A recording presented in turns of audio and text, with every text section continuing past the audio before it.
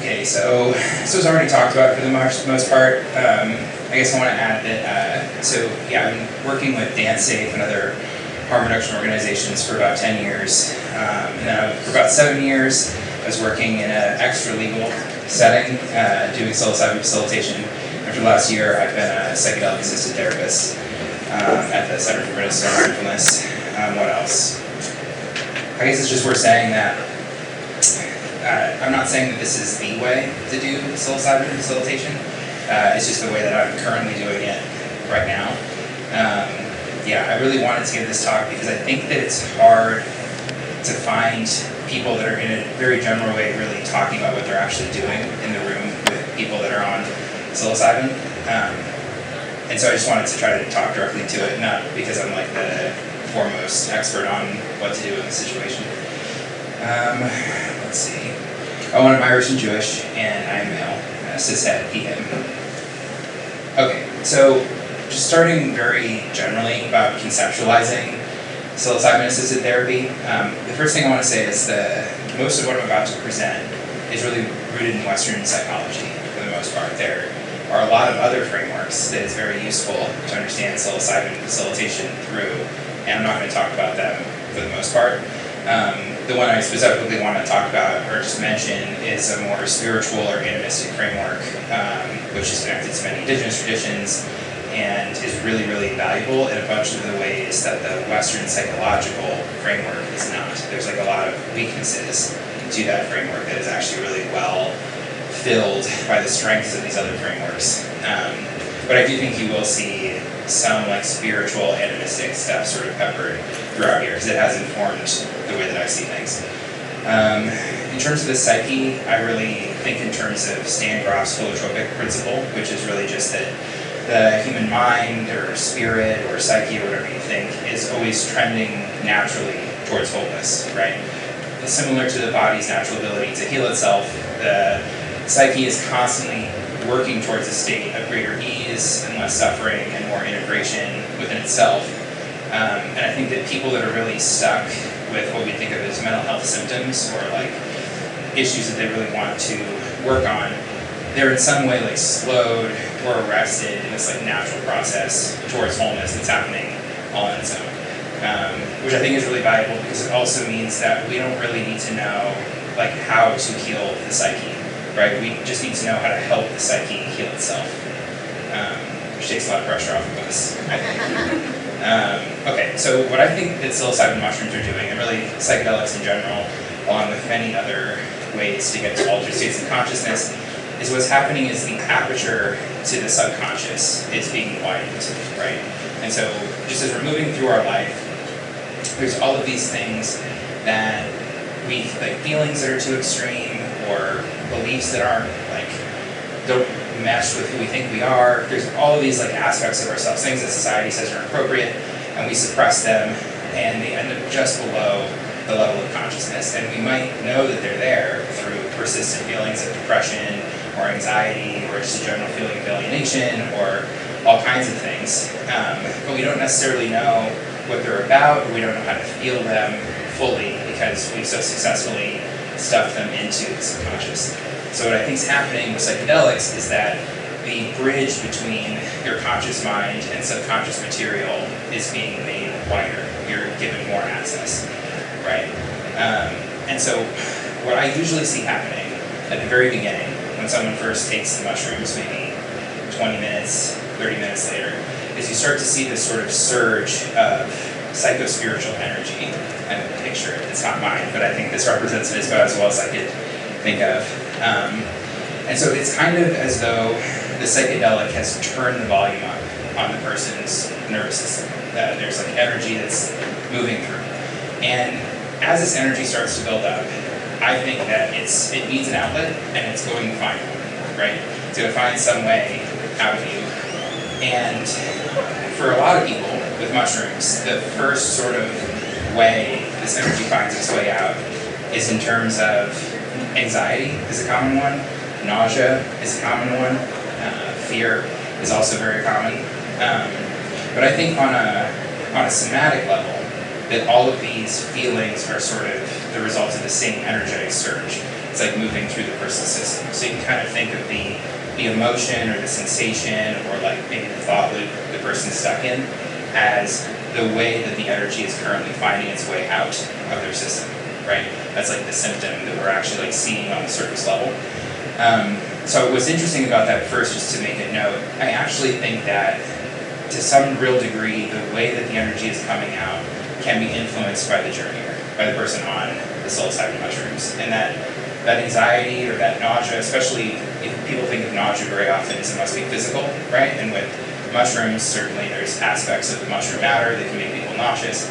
But also I often find if they're able to sit with the nausea or the physical discomfort or the anxiety or whatever it is for long enough without trying to fix it or change it or control it or judge it, it turns into something else, right? And often the thing that it turns into is, at least what I think, the sort of the psyche and the mushrooms and who knows, all other aspects of the situation, spiritual guides, that they've sort of collectively decided this is the thing. This is what's first through the gate when the aperture to the subconscious has been opened, okay?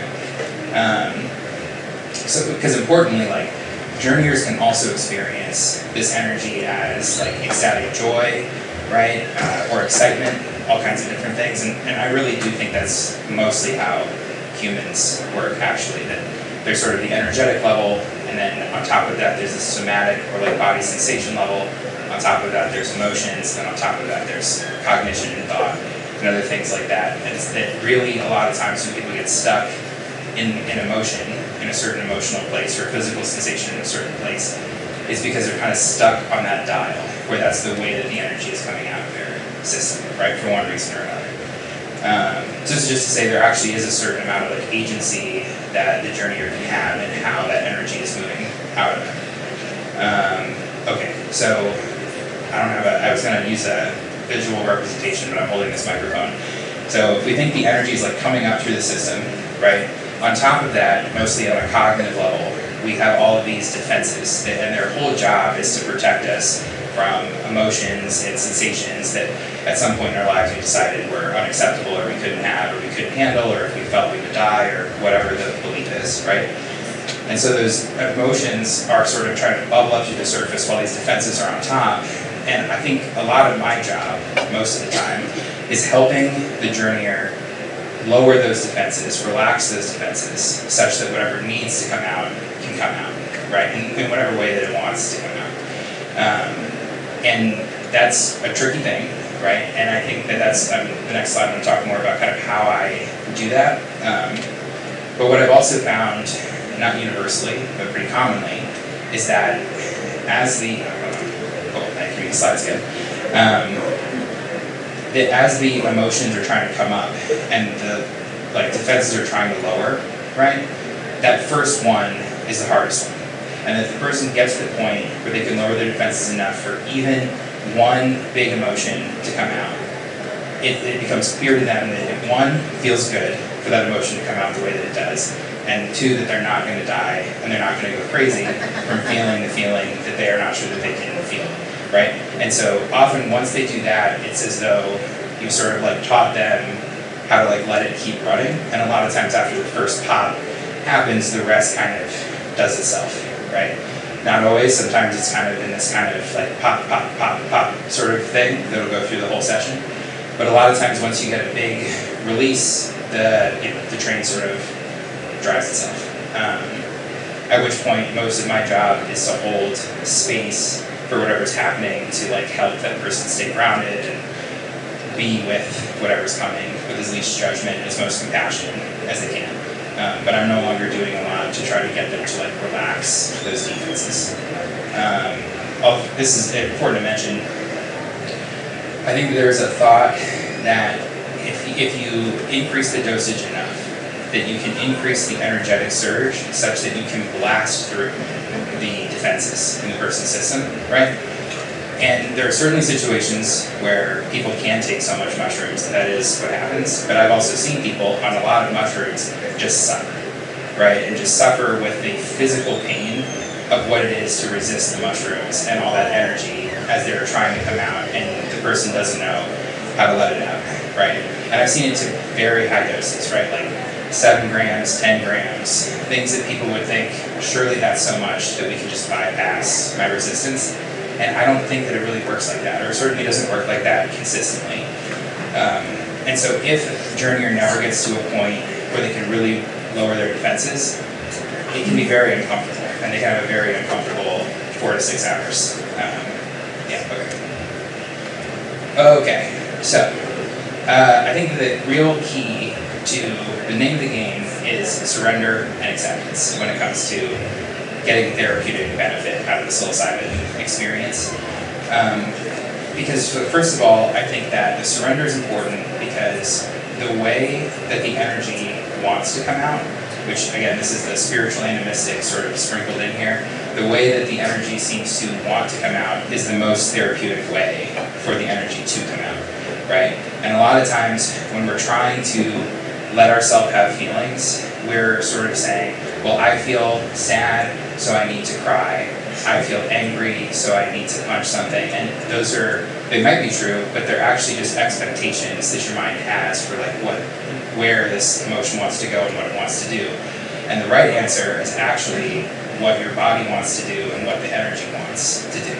And to surrender as much as possible to that entirely, right? To be like, I have no idea what needs to happen. I have no idea where this energy needs to go. I completely surrender control to this experience, to these mushrooms, and to this moment, which is really difficult.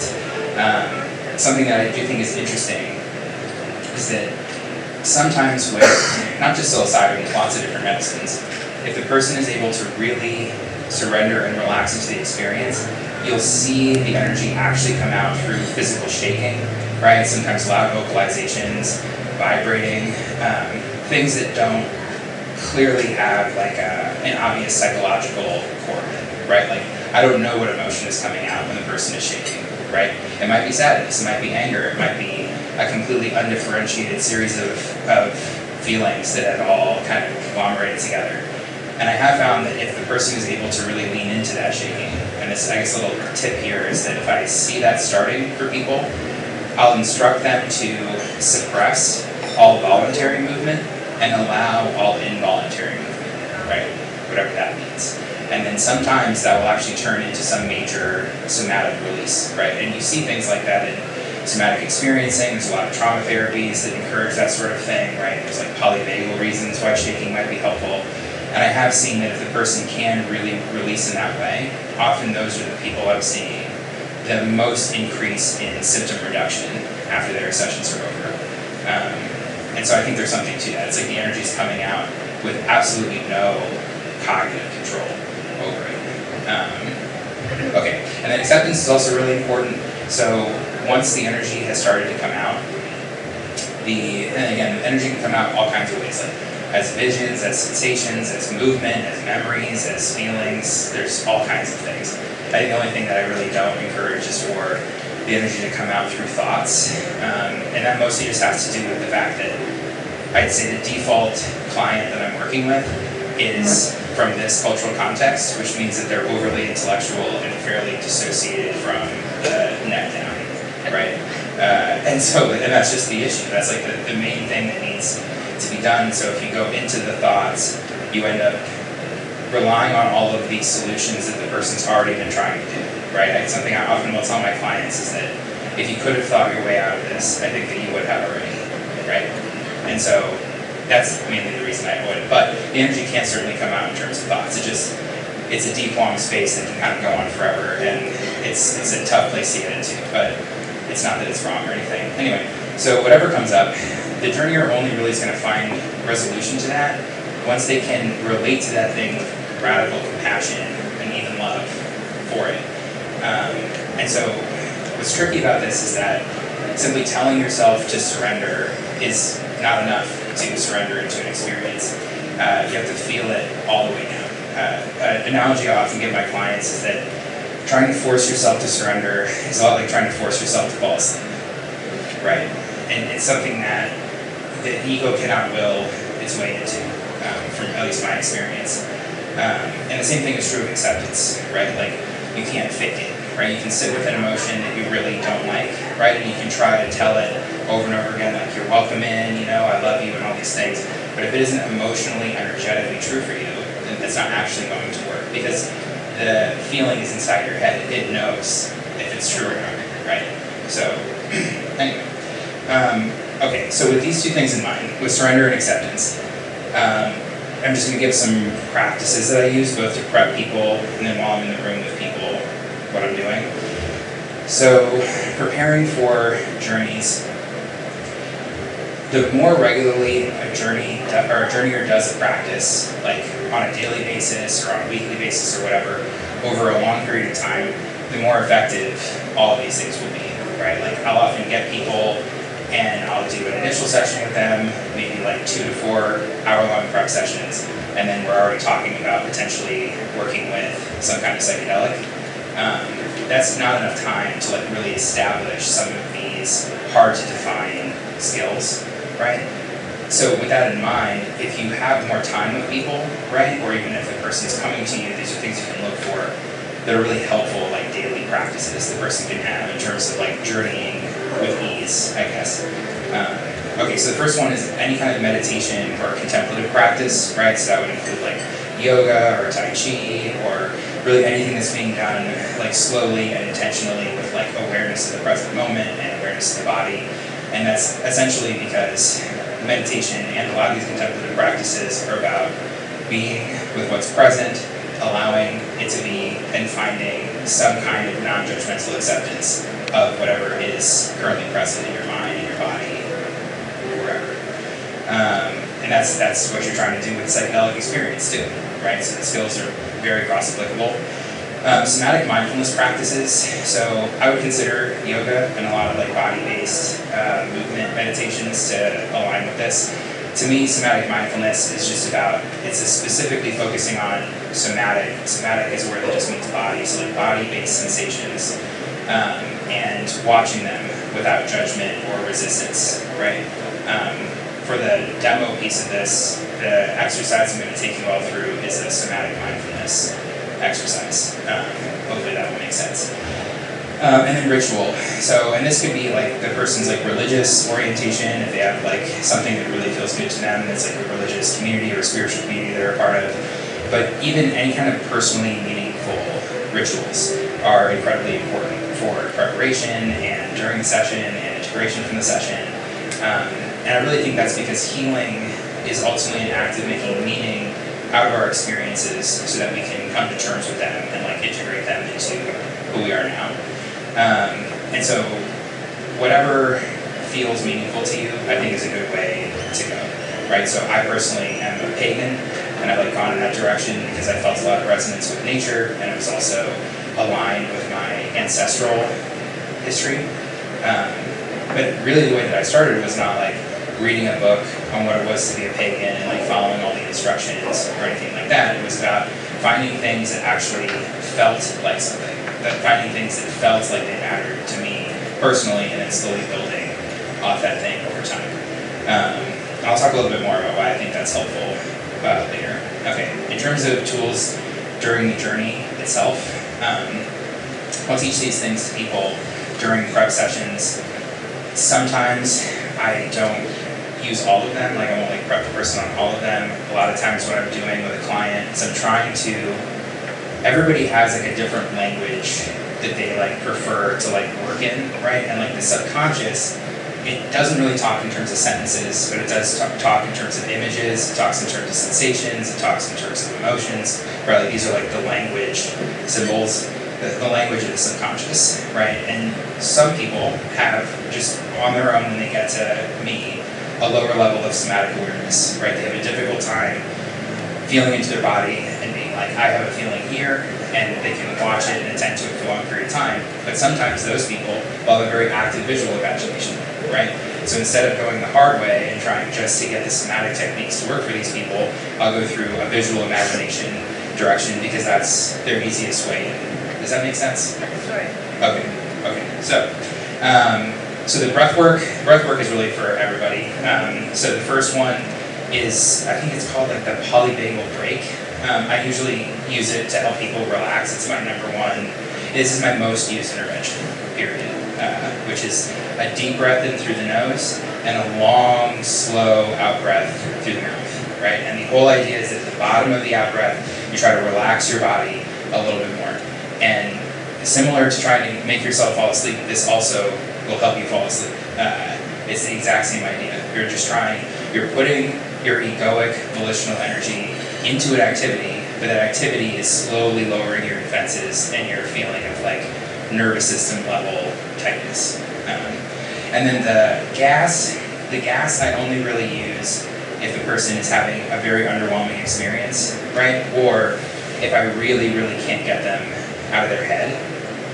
And that one is about breathing in quickly and kind of this like sharp in breath, and then an out breath that you breathe back in again before the out breath is totally done, right? And so it's like actually a hyperventilating breath that people do, right? And the whole idea for that one, again, it's giving the egoic energy a direction to put its efforts, right, which is towards very intensely breathing.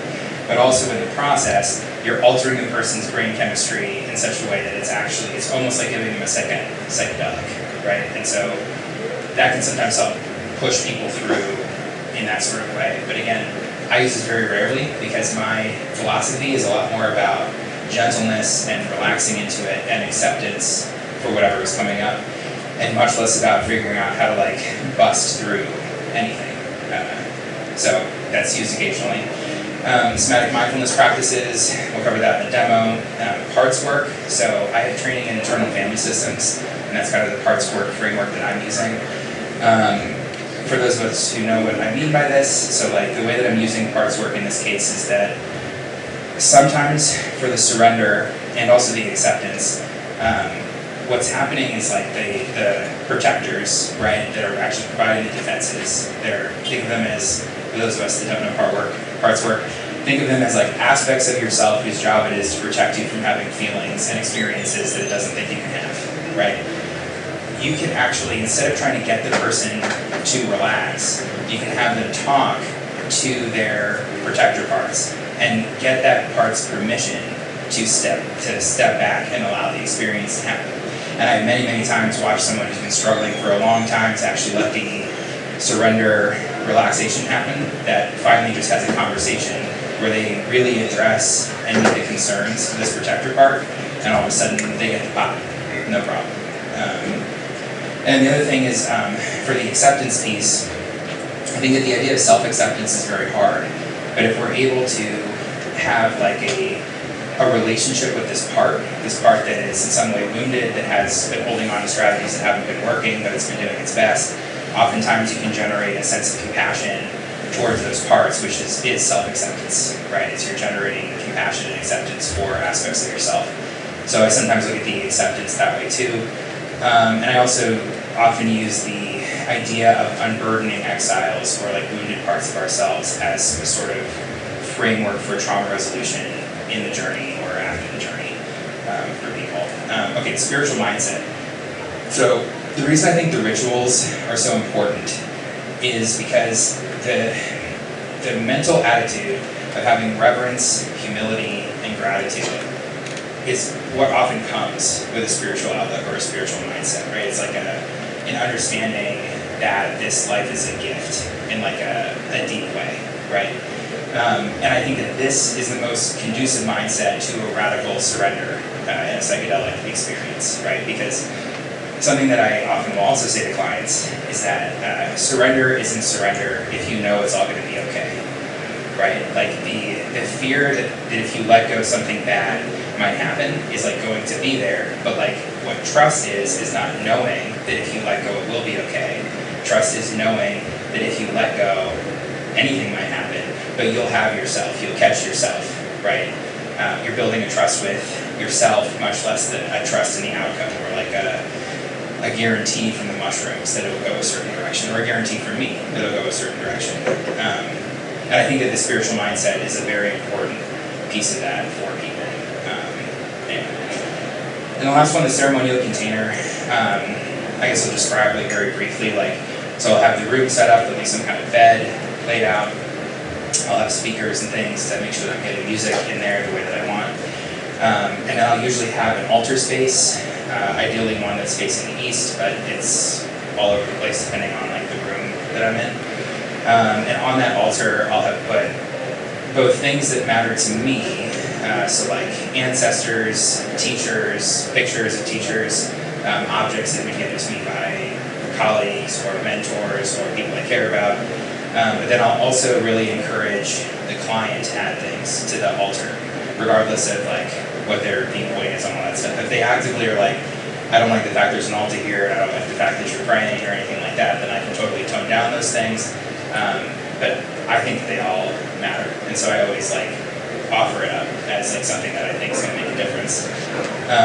And that's really because, again, the world we're navigating is one where the things we can see aren't the things that really matter, right? And so the unseen world is palpable in this space.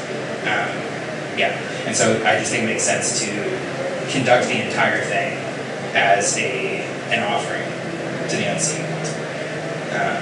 And sometimes I'll use certain ceremonial tools to move energy or clear energy or help reground the person after they've had like a really big release, things like that. Okay, we're doing good. So yes, I just want to talk a little bit about the idea of like an ego death and killing the ego. I see it talked about a lot in the media. I don't know how widespread it is as like a belief, but I don't practice in such a way where I feel like what we're doing is trying to overcome or break through or transcend or defeat or kill the ego or really any aspect of yourself. And for a couple of reasons. It is true that like big ego death experiences where the person like totally disappears and like is the earth or is everyone at once or all these things, it can lead to really dramatic changes in people, right? You can even see that in some of the Johns Hopkins studies and things. I actually think that that's made this issue a little bit worse in terms of like interviewing people afterwards and, check yes or no if you had an ego death and then seeing if those people got better, right? But so it's true that those things can be helpful for people, but it's also true that many people heal and get benefit from psilocybin that don't have an ego dissolution experience, and many people that have an ego dissolution experience don't benefit, right? And so it's not like a one-to-one, it's not the thing that needs to happen. And the other thing is I think these ego death experiences are more common on higher doses of psychedelics, and psilocybin specifically, because again, it's kind of like busting through the defenses. I would say that an ego dissolution experience happens when the person can fully surrender to every layer of the biographical, like, and personal that they're experiencing, and then they can finally like go into the non-biographical and like transpersonal right above that. And so using lots of psilocybin might push people all the way there. But I think there's a danger there. You're more likely to have a really intense experience. You're more likely to traumatize the person if they take a ton of mushrooms.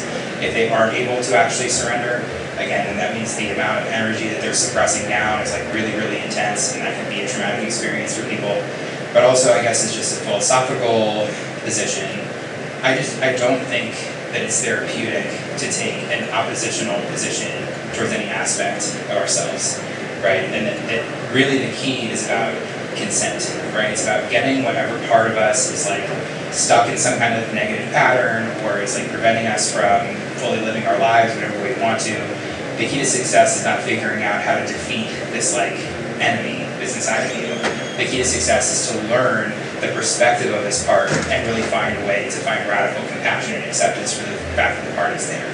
And it's in my experience that once you can find that radical compassion and acceptance, that's when the part changes and the thing stops, right? But it's not because we wanted it to stop so bad, which is why we all get stuck when we get stuck. Okay, so yeah, I just think that this focus on ego deaths it's overly simplistic and it has some negative consequences. Another thing I really see is like people that journey with me and do not have an ego death experience and like read the Johns Hopkins papers or listened to Andrew Huberman's podcast or whatever, somebody that told them ego death was the thing that needed to happen. Once they realize they didn't have the ego death, which will even sometimes occur 3 hours into the experience as soon as they're through the peak, they give up. They stop trying, they don't think that they can heal, they don't think they can benefit. And something I'll often tell them is like, the only way they can't benefit from the mushroom experience is if they give up, right? And I think that, yeah, it has a negative effect in that way. It encourages very high doses, and I also think it encourages people that have it in their heads that an ego death is what needs to happen. It encourages those people to strain towards an ego death, which it's been my experience that you really cannot will your way into an ego death experience, so it's counterproductive anyway. And so it's encouraging them to strain when I think they actually need to relax, right? Okay, and this is the last thing, so that's good. So some general tips that I have for guides, and these are just, I guess, just rules of thumb to follow in general. So the first one is, when in doubt, stay out of the way. So it's easier to get in the way of like an important therapeutic process than you think it would be, right? And a huge part of doing this well, doing psychedelic facilitation well, that is a skill I don't know how you learn besides doing the thing, is knowing implicitly, without talking to the client, when they need intervention and when they need to be left alone, right? It's very tricky. And you'll certainly make mistakes here and there, but I've certainly noticed that over the years that I've done this, I've gotten better and better and better at it, right? And without necessarily knowing, like going into an experience, not knowing what this person's going to need, that's actually also a tip that I have for all of you, which is that if you're going to work with psychedelics, never go into a session with a belief that you know what's going to happen, because you'll be wrong, and like not irregularly, like all the time, right? And so like if you think, and this really comes in if you're like working every day for like, you know, this is what you do to like keep the lights on, you'll have days where you're like, I don't know, I didn't really get great sleep, I'm at like 75%, like, you know, but this person, they got a meditation practice, like they did really good in the parts work exercise, like I think that we can do it, right? That's going to be a person that has the nightmare experience that needs 110% of your effort, right? And so you really, to the best of your ability, have to show up every single day at 100%, right? And if that means you facilitate less, then that's what you do, right? Because otherwise, it's not just that the person's not going to get what they need, it's really more about you might hurt yourself in that process, right? Okay, so in terms of staying out of the way, I talk about nonverbal interventions, and I really think these are like my most commonly used intervention. Like if you're tracking like moment to moment what I am most doing, the answer is like something quietly. So loud breathing, right? So I'll literally just do like a deep breath in and a long breath out to remind the client to breathe. And a lot of times, especially if they're really in it, they don't know that I'm helping them breathe, but I am helping them breathe. I've even had a lot of experiences where I'm really trying to energetically connect with clients, and without me having to breathe loudly, somehow their breathing will sync with mine consistently over time, right? It's because they're in the space, they're on medicine, they can feel my energy, and we're co-regulating, right? So I'm helping them stay grounded without actually talking to them at all. Sometimes I'll make vocalizations. I think a lot of times that I do that, it's when I'm connected to the person and I intuitively feel that what's happening is that something is coming up that they're holding on to, right? And a lot of times, especially with being loud in a space, we all have been conditioned to be quiet in a real way, right? You don't want to be like crying loudly on the bus, you don't want to randomly like scream in class, right? There's all these like things, and a lot of people are just uncomfortable, period, with being loud, right? And so what I'll sometimes do is, if I feel like that's what's happening, I'll start to make quiet sounds, and then they'll get a little bit louder, and then a little bit louder, and what's happening is that I'm giving them permission to be loud. I'm like breaking the sort of social contract first, right? And giving them permission to do whatever they want to do, you know? Which sometimes works and sometimes doesn't.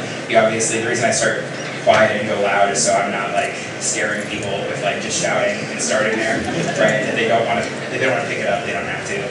Another thing I'll do a lot is Beautiful Chorus has a song called Bass Hymn, which is full of humming, and humming is a great way to step into actually making some noise and letting energy out through your throat, right? I guess another thing that will be like, I'll kind of infer that maybe they're holding on to something that needs to get loud, is that the somatic sensation that they're stuck with is a tightness in their throat, right? Or a lump in their throat or something like that. Oftentimes that correlates to some kind of like holding on to something that wants to come out through the mouth, through the voice. I also do a lot of minimal interventions, so I'll say like, or you got this, or I'll just say yes, or stay with it, right? And like a lot of times, I guess something I should also mention, it's not on this list, but again, so this intuitive knowing of when to talk and when not to talk. So all the interventions that I'm doing, almost all of them are happening at an intuitive level for me. When I'm doing my job the best that I can, I don't necessarily even know consciously why I'm choosing to do the things I'm doing, right? What I'm hopefully doing is connecting to this person's nervous system and felt experience enough that I have an intuitive sense of what needs to happen next, right? And you always gotta be cautious because your intuition can be wrong and you don't wanna like go hard in another direction if that's not what actually the person most needs. But really when I'm plugged in and sort of in flow, the intuitions are right a lot of the time. And so in terms of when I say you got this, when I say stay with it, it's entirely intuitive. And when it starts to get too cognitive, for me, is when I'm wrong. Okay, the next one is to follow the mushrooms and to follow the client. So again, the most therapeutic way for the energy to come out is however it wants to come out, right? Whatever feeling comes up, that's the feeling that needs to be felt. Whatever sensation comes up, that's the sensation that needs to be moved energetically. So just really trust that it's going to arise on its own. And I think especially for people that come to this work from therapy, and again, I come to this work through like guiding, right, in like a underground context, and then have therapy degree. But a lot of people that start with therapy, I think that what you see is they look at the person's intentions and they approach the psychedelic session like they would a treatment plan, right? And so they're like, I know what this is what I would be doing with this person over a series of like 10 sessions, if this is the intention that they came to me with, and so I'm going to apply those through the psychedelic experience. And the truth is that the mushrooms are going to take them wherever they're going to take them, right? And like you really can't predict that or over control that on the front end at all. So you sort of just have to help them be with whatever's happening and find out together what the thing actually is and how it wants to come out and all that sort of stuff. I think sometimes if people have intentions that I think that they might still need to like work through on the back end during kind of like the plateau come down. Sometimes I'll like employ more official like therapy techniques, and that's because the person's still more open because they're still on the medicine, but we haven't gotten in the way of like that really important like first surge and like whatever that has to do about it. Because a lot of times the most important things that come out of those experiences are not what the person thought they needed, and it's not what I thought they needed, and you have to leave as much room for that as possible for this sort of like organismic intelligence of the whole thing. Okay. And, somatic is greater than cognitive, yeah. So for highly cognitive clients, I really do push for somatic awareness, and this can be a real like slog for some people, right? I mean, an intervention that I'll not do that uncommonly, especially for someone who in the first 2 hours is like very cognitive, is every single time they have a thought, I'll just say, yes, what's in your body? And I'll just say that over and over again for like 90 minutes, right? And I'm telling you, like until the client is like, I am upset with you that you keep doing this and it needs to stop happening, I'll just like keep doing it. Because if I engage with their thought, now we're off to the races, right? But if I engage with their thought by bringing them back to their body and back to the breath and back to the moment, then sometimes that's all that needs to happen, right? And if they want to stay cognitive, that's okay. When I make that call, again, it's somewhat intuitive, but I certainly make a push for it every time, especially with people where they're clearly highly intellectual. They can give me a full history of everything that's happened to them in their childhood and everything that might have led to who they are now and all the various pieces. And like they've read books, like on therapy, they've gone to talk therapists, they've done the things. Like in my experience, those people need to get out of their head and into their body and to like feel the things that their mind doesn't seem to be able to allow them to feel or even know how to find. And that's a lot of my clients. I don't know if that's just like the people that are most like drawn to me or whatever it is, but I spend a lot of my time trying to help people that are very, very cognitive stop thinking, basically. Okay. The next thing is to stay with it as long as possible, and I think this is also one of the ways that like the guide training and the therapist training sometimes don't totally come to the same place. I found that therapists are sometimes too afraid to allow the person to be dysregulated for significant amounts of time. And that's not to say that having the person be in total fight or flight for like the entire experience is going to be therapeutic or beneficial, right? There's like clearly some middle ground here, but I also feel like a lot of times when I am doing the work, there might be a temptation to like pull the person out, and I'll often like wait at least a couple of beats because I find that the client's nervous system can often handle a lot more than I imagine it can. And like through my trying to be in a caring role, I'm sort of like patting them, right, and providing like bumpers on their experience when what really needs to happen is like a really big, intense emotion. And those big, intense emotions can be good. Yeah, and the other thing I'll do in those experiences, if I am worried the person's overwhelmed and getting too much, this might be traumatic, is that instead of just like fully pulling them out of that experience and redirecting them, I'll encourage what we call it touch and go, right? So I'll say, where in your body feels neutral or positive? Where in your body feels not bad at this moment, right? And if they can't find one, then it's like, is there a memory? Is there anything that's like a sliver of just like not badness? And then I'll have them go and put their attention on that for a little while. Usually they'll start to regulate more, and then we go back to the thing that was difficult, right? And importantly, like I really try to never skip the thing that was difficult, because the thing that was difficult is why we're here, right? Yeah. And then, actually there's a couple more resourcing techniques that I would list. Okay, so a safe place, I think, is probably the most commonly known one, right? So like, you'll have the person imagine, this is best done in the prep sessions ahead of time while the person's on a crisis, right? But you'll have them figure out a place that is like their safe place. It's a place where they feel at home, they feel secure, they feel safe. It doesn't have to be a real place, it can be an imagined place, right? It can be on a beach, it could be in a padded room, whatever it is. And you have them imagine going back there and being in the safe place, right? And then again, importantly, once you've reached any tolerable level of regulation, right, and the person is ready, bring it back to the thing that's hard, right, because that's the thing that wanted to come out, and we don't want to get in the way of that. Another thing I'll do is call on any sort of transpersonal allies, right, if the person themselves has any sort of, deities or spirits or ancestors or concepts, right, that really provide them support, I'll call those things in.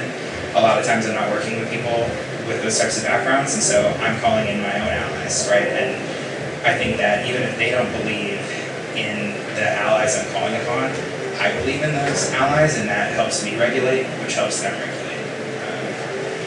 Yeah, and then another one that's really, really helpful. My IFS teacher actually taught me this one.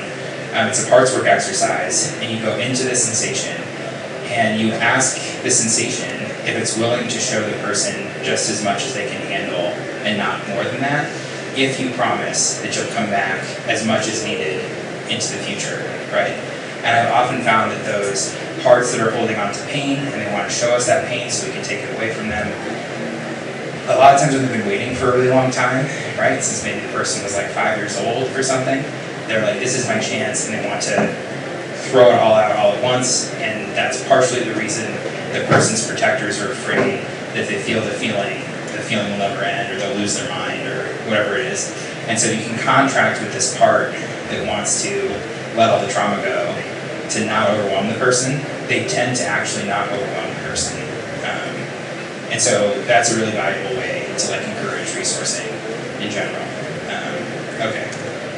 And I'm not going to take a volunteer actually, because we don't really have a space to do that well. And so instead, if you're all open to it, and I guess any of you who don't want to do this don't have to do it, but I'll take you through a very brief somatic mindfulness exercise, which is one of the skills that I'll sometimes use with people. I would say it's not as common as me breathing loudly, but it's maybe my second or third most common intervention that I'll do with people.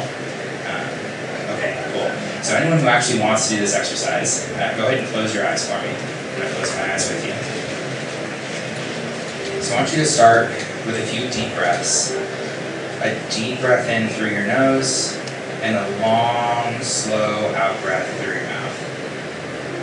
Try to make the out breath as long as you can. And at the very bottom of the out breath, try relaxing your muscles just a little bit more. So just breathe in.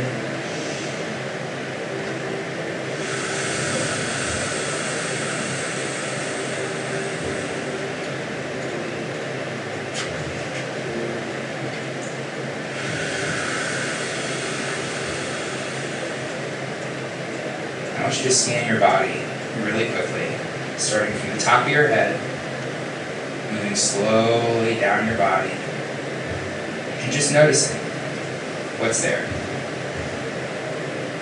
Any sensation that's sticking out right now. It could be obviously an emotional sensation, it could be a physical sensation, discomfort, whatever it is. Just take a real moment to notice whatever wants to stand out. And if you have any thoughts that float in, just noticing those thoughts, allowing them to float away, coming back to your body and back to the breath. Those deep breaths the whole time. Now, if there's a place in your body that has stood out, allowing your attention to rest there, in that part of your body. If you didn't identify any physical sensation, try identifying an image of the aspect of you that's coming in with some of those thoughts. Right? That's what showed up. But if you can find something in your body, stick to the body. So paying attention to the sensation in your body, I want you to just get curious about it for a minute. Right? Not trying to figure out what caused the pain, what caused the discomfort, or what this might mean, or anything like that. Just noticing the physical sensation as it sits in your body. Maybe notice its size, right, or its shape, or whether it's energetic or sort of dead, right, or whether it's hot or cold, or maybe there's even like a color in your mind's eye that happens when you imagine it. Just trying to notice all those details about it while you breathe in deeply and breathe out slowly.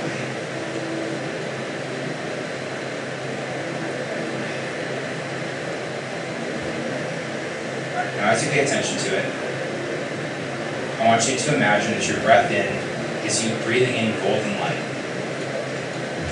And this golden light is healing energy from the earth, from the world around you, moving into that sensation in your body. So imagine sending that breath there. And as you breathe out, I want you to imagine black smoke coming from that area and leaving your body through your mouth. So breathing in golden light, breathing out black smoke, releasing that tension. Breathing in golden light, breathing out smoke. Breathing in golden light, and breathing out that smoke. Now as you continue with this, just paying attention to that physical sensation, imagine asking that sensation silently in your head, directed at that sensation, what do you want me to know? What do you have to show me? Now the correct answer to this is whatever first popped into your mind, the absolute first intuitive moment. You might get something back like that from the sensation. You might not. You're just continuing to breathe deeply. You can ask that question a few times. What do you have to show me? What do you want me to know? Just see what comes back. And if you get something back, asking it after that, what else do you want to show me? What else do you want me to know?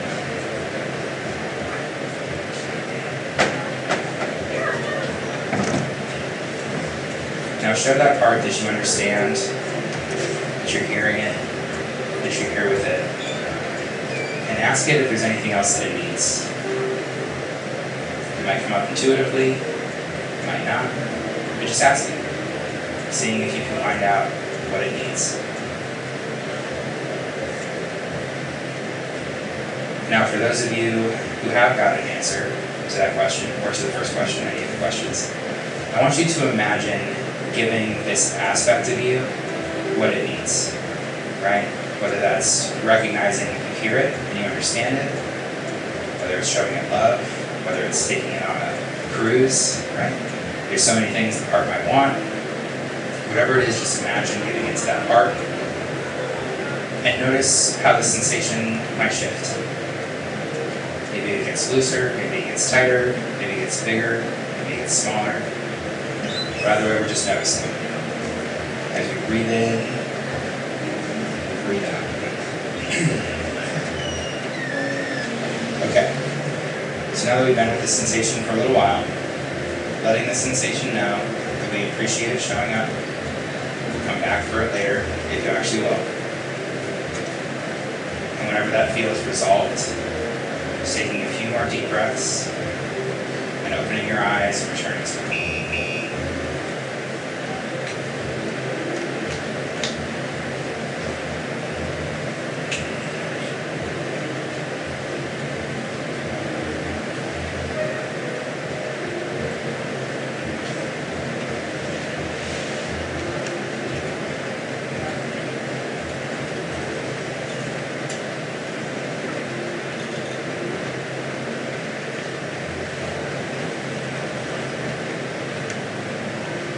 Well, thank you everyone for engaging in that exercise with me. When I'm working with someone one-on-one, I'm obviously kind of asking them, have you noticed something? What did you notice? That sort of thing. And I'm moving and shifting depending on what's working and what's not in terms of getting them out of their head and into their lived experience. And yeah, so that's that was actually a combination of things. I was sort of winging it there. I do lots of different things. And so that was a combination of what I consider somatic mindfulness, which is paying attention to your body and attempting to relate to it with a non-judgmental stance, right?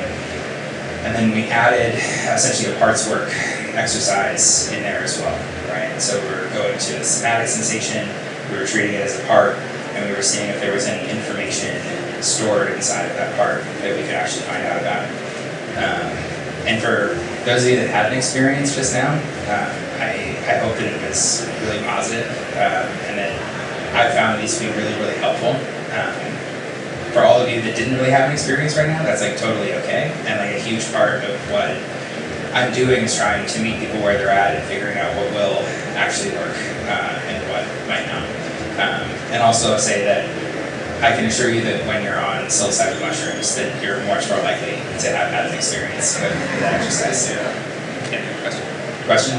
Yeah, how often do you journey personally? And do you have someone that holds space for you? And how do you separate yourself from your client when you're doing journeys like mushrooms to not take on their stuff? Okay, so there were 3 questions. I'm trying to repeat them all, and then when we start Q&A, there's a second microphone somewhere, so this will be solved. But okay, so the first question was, how often do I journey? The answer is every 4 to 6 months, usually. Those are, I guess, the large dose journeys. And then I'll do what I call like mini dosing, which is like taking like 300 to 500 milligrams and like going on a walk or like forest bathing or whatever. And I'll do that maybe once a month, something like that. And I do think that's really important. I don't think that there's a particular schedule that really matters. But it is important that you continuously stay in communication with the mushrooms, because they will help continue your process forward, but also they will show you things that you really need to know for your own practice. I guess we're in Q&A, so perfect. Okay, the second question was, is there anyone that holds space for me? Is that right? Yes, and the short answer is yes. I can't usually afford to do that more than once a year, so usually one of the high dose journeys is in a setting that I've like created but isn't being facilitated, and then one is with a facilitator. If I could, I would have it being facilitated every time. I think it's incredibly valuable, and certainly, I think that some people will think that because I guide people through mushrooms that I can guide myself through mushrooms, and that's kind of true, but like not really.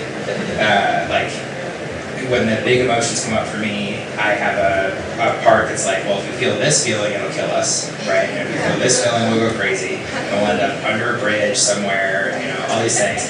And like that feels true. It just feels true. And like having a person there that could act as like the ground, it's just like, this isn't true, and I'm like not holding that fear, is really important to help me move forward. And then what do I do to protect myself and stop things from slowing me down? Or I guess pick up your client's energy. Yeah. Okay, speaking of my client's energy, something that I think of it as is it's like taking on drag, right? Like it's like I'm like aerodynamic, and then like as I pick up like 5% of this person's trauma and 5% of this person's neuroses or whatever, like it slowly adds up into like a lot, right? There are so many things that I do. A lot of the things that I'm doing are spiritual and ceremonial. So when I set my space, my altar space, there's usually water. It's in like a dish there. I believe that captures a lot of like loose energy. It's like moving through the space, things that didn't get grounded, things that didn't get fully released. And so usually what I'll do with that water afterwards is once the client has left and I've cleaned up the space, I'll take the water outside and I'll go to a tree that is a tree that I usually ask for permission to practice on that land. And I'll give the water back to the earth and sort of do this like forgiveness prayer, separation thing where I'm like, basically I'll ask for like forgiveness for any ways in which I may have impacted my client negatively, and then I'll give them forgiveness for any ways in which they impacted me negatively, and I'll sort of ask for protection from my allies. I'll also often take a shower after my psychedelic sessions. I find that water is just a really good cleansing tool. The standard things like sage, I'll also use juniper. Sometimes I'll use sweetgrass, it kind of depends on the situation. And I'll use those like before session, during session, and after session, so those are happening a lot. I keep power objects on my person while I'm facilitating, so I have a necklace that was like a gift from one of my ancestors that provides me energetic protection over my solar plexus. I keep these quartz crystals that are in like this little satchel, and I'll keep that in my pocket. And I meditate with those crystals every day to sort of identify what's me and what's my energy. And if I start to get lost in the middle of the session with somebody, I'll hold on to those crystals to find myself again. And I think the biggest thing is like being able to plug enough into someone's nervous system to intuitively know what they need, right? But not plugging in so much that I have merged with their experience, such that if they're in crisis, I'm in crisis, or if they're feeling a feeling, I'm feeling a feeling. There's like some sweet spot, and it changes all the time between a client and me, about like how much contact I feel like I need to do my job well, and how much contact is too much and I need to pull back or I'm going to burn out in the session or after the session. And that's also taken a lot of time to figure out how to do well. And a lot of these things are things I think is like a constant learning process. I'm always looking for new things and new ways and new stuff that might help. So I think that's really real. And it's true of therapists, and I think it's true of psychedelic therapists in like a times 10 kind of way.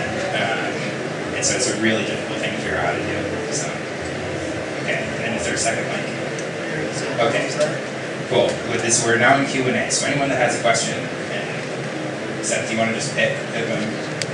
Or I pick them and they walk up here? Is that what's happening? Okay. Just real quick before we do that, thank you for being willing to come up here. Just I think it makes it a lot easier for everybody to be here and participate. We are recording just to publish unlisted on our YouTube channel. I don't know if it's in sight here, but that just goes out to our members. It's not out there publicly published. So I wanted to let you all know that if you come up here, it's deemed to be recorded, but it's just for the class purposes, not put it out on the internet far and wide. So with that in mind, yeah, come up here to ask your questions. Yeah, we're going to go ahead and call up whoever you need here. Go ahead. Pink Floyd shirt.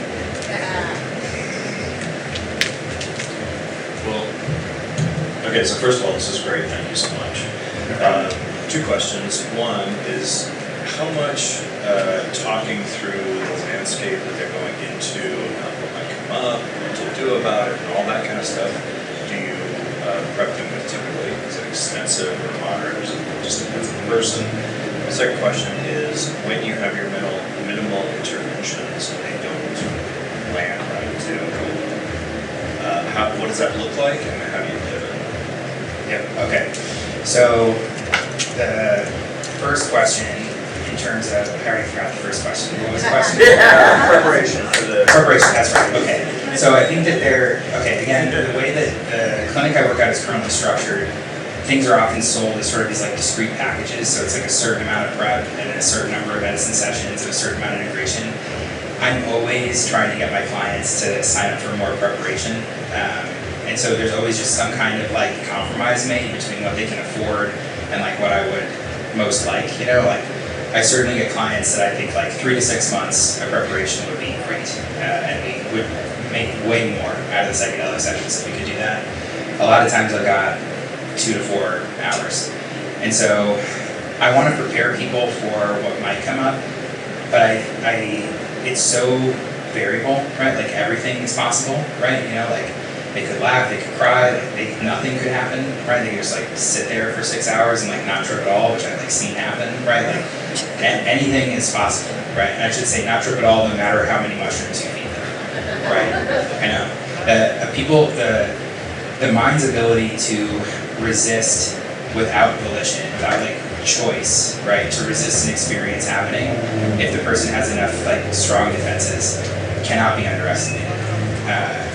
From my experience, anyway. So in terms of what might happen in a psilocybin experience, I'll kind of give a spiel that's like a 2-minute thing that's kind of like, you might have feelings that you didn't expect that like come up, really strong feelings. You might have memories that you have lost track of, right? There's all these things that I'll kind of list as possibilities, and then I'll sort of include like, you might see entities, you might meet things that seem like they're outside of you, right? You might cease to exist and become everything, or you might become nothing, or like, so I just have like a very quick list of like, this is all the things that can happen.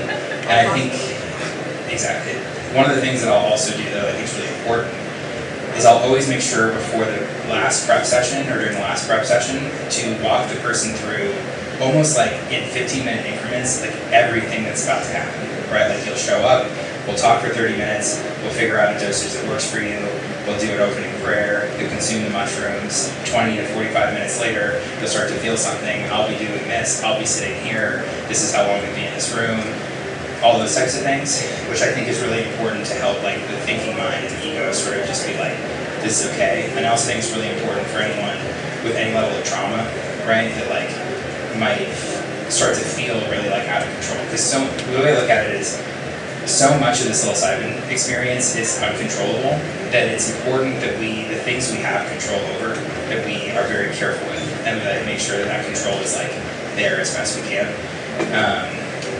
So I don't know, it kind of depends on the person. For a long time, I had this belief that like I could like decondition people from this belief that like the mushrooms will fix them, or they'll do the work for them, or they need to have an ego death, or people will come in often like overeducated and underwise on like what psychedelics are. They'll have like listen to Joe Rogan and Huberman, and they'll have read Michael Pollan's book, and they'll have watched the documentary, and they think that they understand it. I haven't really had success with that. It's like, most people start to figure out what I want to hear, and they start to talk about the mushrooms that way. And then when they're like in crisis on the mushrooms, like the truth comes out, and the expectations and the fears and the desires and all the things like make themselves known either way. So I still will sometimes provide that. Is like I'm kind of like putting this viewpoint on the table, right? Of like mushrooms as sort of like an ordeal medicine, and this thing is actually like difficult and that we can't strive for and we can't make happen, and that's actually beautiful and like exactly what we need. I'll sort of like leave that on the table, and they can pick it up if they want to, right? And sometimes that's not for many psychedelic sessions, So I don't know how much we actually control, like what the person's outlook is going into the thing, especially if they've spent months to years researching the thing to feel like they know what's going to happen. Okay. And then the second question was, When the minimal interventions don't go well, how do you pivot? And what does it look like and how do you pivot? yeah, so I call those a misfire. Like when I give an intervention, it does not land well with the client for one reason or another. The minimal interventions I feel like are the least likely to be real sources of friction if there's a misfire. Like if you kind of say like you've got this when the person's like not having any experience where that makes sense, a lot of times they just let it go and they just keep doing the thing that they're doing. Sometimes they'll be like I don't want to talk right now, or I don't want words right now, or things like that. And then of course I respect that move. I try to have people feel comfortable enough to be honest about what's happening for them, because it doesn't really help me help them if I don't actually know what they're thinking and aren't willing to tell me, if that makes sense.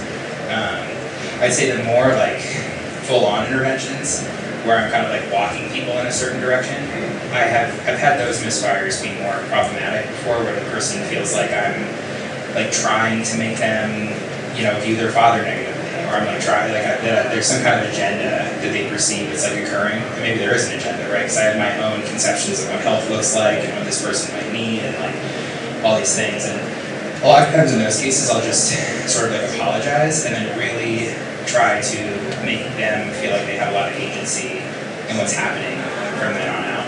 So I guess the short answer is just if there's a rupture, I repair as best I can and sort of keep going. Yeah. Okay, thanks. Who would like to hear this?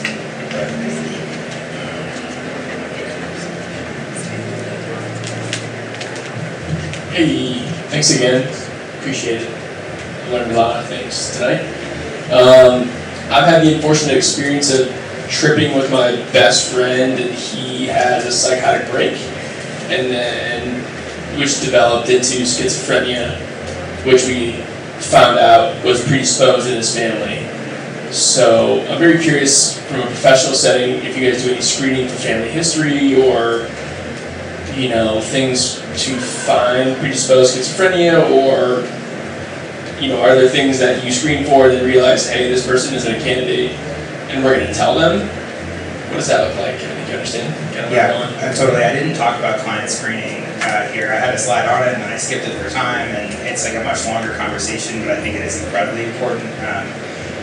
Coming from the kind of harm reduction guide perspective that I come from, it's important to emphasize that I don't really think that anyone should be prevented from getting access to psychedelic mushrooms, right? If that's what they want to do. I think it's important that they understand the risks, and I also think it's important that I'm not going to people have a right to expand their consciousness. They don't have a right to journey with me, right? And so I can say no, and there's reasons that I say no that aren't just a concern about psychosis or things like that. But so yeah, I don't work with anyone under the age of 25, and that's because statistically speaking, a psychotic break is going to happen between 16 and 26, right? I don't work with people that have had past history of psychosis or manic episodes or things like that, even if the manic episode was caused by a pharmaceutical that causes psychotic episodes, right? And those are just out of abundance of caution. I also almost never work with anyone that's really acutely suicidal with psilocybin, and that's because the mushrooms make everything more, right? And if suicidal ideation is something the person's dealing with, it's very possible that for an hour or 2 hours they're going to be looping through wanting to die, and that can be really, really hard for me to hold, even if they get less suicidal afterwards. Family history is also something we look at. It kind of depends on the family history itself, but certainly things that are genetic, that have a genetic component, right? So schizophrenia, bipolar 2, things like that. And so screening people is very important in figuring out what your criteria are, and then on top of that, not screening people in or out, but trying to assess a person's readiness to do psilocybin, right? And a person's readiness to engage in psychedelic therapy and all those types of things, and how much mushrooms you should probably give them based on those things and all kinds of stuff like that. There's a lot of things to say. But yeah, I think you should be pretty careful, that also being said, I've sat with psychedelics many, many times, and I have the most complicated family history that you can imagine. Me and my siblings are the first generation on my mom's side to not have someone with schizophrenia or bipolar 2 for 5 generations, right? So it's also true that there are people that will get excluded by this that like would have been totally fine. And so I don't know. I'm hoping that as this gets farther, we're going to get like data that will be much better. Because right now, a lot of the screening is happening based on what I would consider to be widespread pathologies, right? Like things that we believe to be true based on sort of what people say, you know. And maybe we'll get better at it. I don't know. Okay, who's next? And then you with the high ground, sure, after her. I just wanted to mention a really great movie about that. It's called Crazy Wise. Have you seen it? I have, yeah. It's a wonderful movie about schizophrenics and how they're seen as shamans in other cultures, and how in Western medicine they're seen as like crazy. So I just wanted to mention. I have a question. Okay, I'll also just plug, there's a really good book, it's called Crazy Like Us. It's about mental health across the first world and then like the global south. And it's one of the really interesting things that points out that the actual prognosis for things like schizophrenia is better in the global south than it is in the first world. And a lot of that might be a pathologization of what these people are experiencing. But it's a very complicated topic. It's a good book though. So I've noticed when I do a journey, or I have clients, they yawn when they start. Yeah, I call them the mushroom yawns. Is Yeah. that like a somatic release? Yes. Yeah. I think that that's what's happening is like the person is kind of moving into a more ventrovagal state, and so you'll see things like stomach rumbling, yawns, getting a little fatigued, and that's often like a good sign. It's usually one of the first signs the mushrooms are kicking in. I think adjacent to the mushroom yawns is the mushroom giggle, right? When the person starts to like kind of lose it and they're laughing, they don't know why, right? It's a similar one. And I think both of those, like to have that be what's first coming up for you in a psychedelic experience is a gift, right? Because it could be nausea, it could be fear, it could be a belief that you're about to die, right? And so for it to be giggles or yawns, you know, take the win, you know. All right, and then even the Highlands Veterans Retreat, yes. I have a lot of questions, so I'm just gonna condense this. Okay, yeah, I think we have 5 minutes or something, so. I don't need 5, let's take 3 to Trinity, right? I'm from Kentucky and I've, in a sense, been on a journey my whole life. I'm highly sensitive. I can feel everybody's energy here. And that's why I've got up several times, because I'm overwhelmed in a bad way with some people, in an amazing way with others. But I think you, gentlemen sitting in the corner, and wherever the hell the other guy went, are amazing. I've tripped with Aaron Rodgers, quarterback from the Green Bay Packers. I'm a private chef. I don't really talk much about stuff. I'm not the Guy Fieri, blonde-headed dinners, drive-ins. I'm low-key. I believe when you give energy out, but my question is about the dosing, because I've done everything you've said multiple times, including walking a 150-acre farm in Indiana that I still own, and just eating mushrooms out of cow pies. And that's not me. Anyway, I just believe that when what you said, I don't know, 35 minutes ago about bathing in the woods, we are so much about driving around in our metal coffins, and we have valuations on a Mercedes, or like when I was in high school, I had a piece of shit pea green 73 Buick Century. My question to you is when you feel things in life and you go through these, that journey or the other gentleman, I don't want to like denounce something that happened to a psychotic break, but sometimes I feel like a psychotic break is freedom. And I feel like on a level of freedom, we're not just one blue marble, we're in a universe, and the universe that I believe is that in my house there's many mansions. So my question to you is, our journey is you get a planet, you get whatever you want, you create in your life, in your mind, this matrix of red or blue pill. Your energy is comprised of who you are.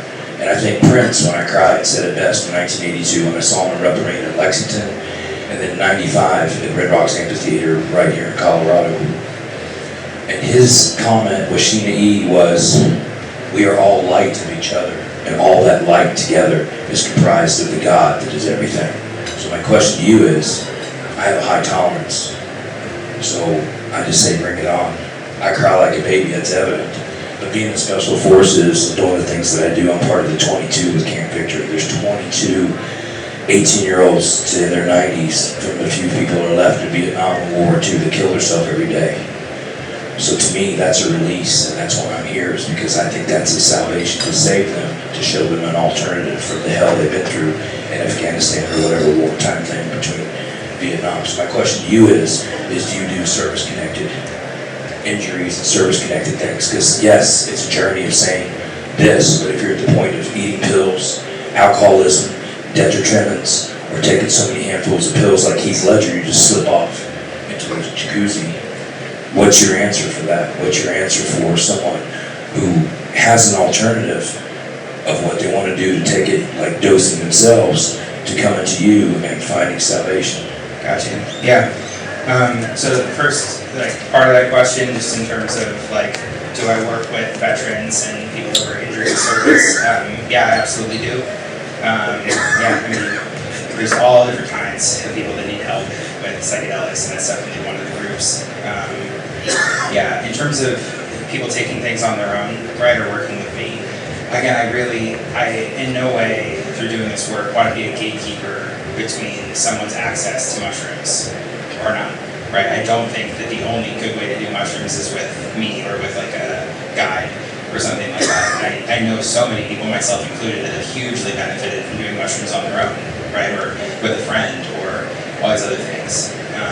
So definitely, I think people should do whatever works for them. I certainly believe I have a value added to being in the space for people, but I also see situations where that's not true. Like people with significant enough attachment wounds that they can't feel safe with anyone, right? Sometimes those are the people that need to be by themselves the first time, there's all kinds of situations like that. Yeah, and then I guess just a very last thought, when you were talking about the, going around in our little metal coffins and all that, I think that a lot of what I'm doing in my job and in my life is helping people come to terms with and cope with the alienation of this particular cultural context, right? I think people are alienated from themselves, they're alienated from each other, they're alienated from nature, they're alienated from their creativity, from the product of their labor, right? And so I think a big part of what mushrooms are providing is you can either try to anesthetize yourself from the pain of that, right? Through your phone, or through anything that helps you distract and go outwards or to numb, right? And with mushrooms and psychedelics, it's all about going in and going towards and going through, which is definitely more painful up front and definitely better in the long run. Yeah, and so I think that's my perspective on that. Hopefully that answers your question. And we're out of time, so thank you, everybody.